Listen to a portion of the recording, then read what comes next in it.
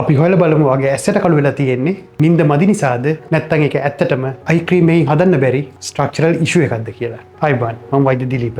ඇසට කළු වීම සහ ඉදිමීම කියන්නේ ගොඩක් දෙනෙක් තියෙන පොදු ගැටලුවක්. මේකේ මුන්ට තෙහෙට්ටුවක් වයසට ගිය පෙනුමක් එනවා.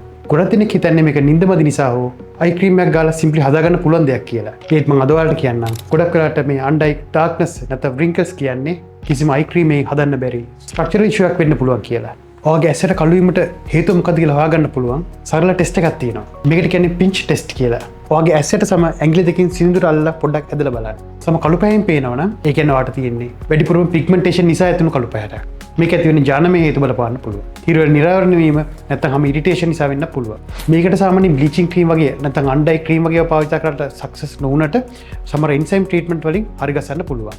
හැම ඇද්දට පස්සේ කළු පාට අඩු වෙනවා නම් ඒකෙන් කියන්නේ හැම රැලි වැටුණු නිසා නැත්නම් අන්ඩර් අයි ෆැට් එක අඩු වෙච්ච නිසා ඇතිවුණු ඩාර්ක්නස් එකක්. ඒක අපි අන්ඩර් අයි wrinkles නිසා ඇතිවුණු ඩාර්ක්නස් එකක්. මේකෙදි ඇත්තටම වෙන්නේ ඇහැට තියෙන ෆැට් එක සහ කොලජන් තන්තු අඩු වෙන නිසා එතන ලැක්ස් වීම. මේ දින්නේ ආයත වලග වගේ හැදිලා රැලි වැටෙන නිසා ආලෝක වැටෙද්දී අඳුරු පැහැයක් වෙනවා. මේ රැලි වැටීම නිසා ඇති වෙන කළු වීමට අයි ක්‍රීම් එකකින් කිසිම විසඳුමක් ගන්න බෑ. මොකද ක්‍රීම් එකකින් වෙනස් වෙන්නේ හැම පිටස්තරේ තියෙන කළු පැහැ වෙන අඩු වීම පමණක් වුණාට මේකේ බ්ලීචින් අන්තර්ගත නිසා තවත් කොලජන් ඩැමේජ් වල තව තවත් වැඩි වෙන එකයි සිදු වෙන්නේ.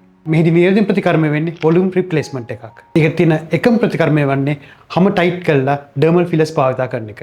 මේ ස්කින් ටයිට් කරන්න සඳහා මිසෝ ස්ටැම්පින් එන්සයිම් ට්‍රීට්මන්ට් නැත්නම් කොලජන් ඉන්ඩක්ෂන් ට්‍රීට්මන්ට් භාවිත කරන්න පුළුවන්.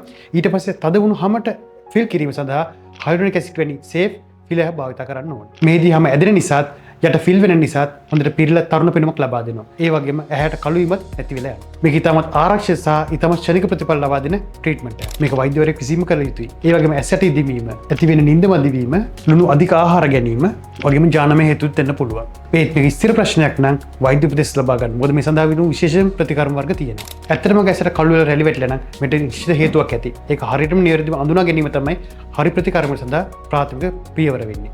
ඒ නිසා ඔයාලට එහෙම ප්‍රශ්නයක් තියෙනවා නම් අපිව හමුවන්න. නැත්නම් පොලි කමෙන්ට් එකක් දාන්න. අපි බලමු ඒ සඳහා හොඳ උත්තරයක් හොයන්න.